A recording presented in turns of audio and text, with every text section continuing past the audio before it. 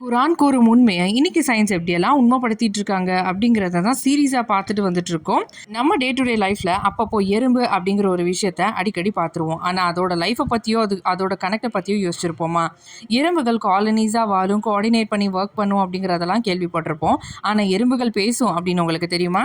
சுலைமான் நபியும் அவங்க சேனைகளும் நடந்து வரும்போது அங்கிருந்த ஒரு எறும்பு கூட்டத்தில் ஒரு எறும்பு மற்றொரு எறும்புகளுக்கு எச்சரிக்கை விடுத்தது.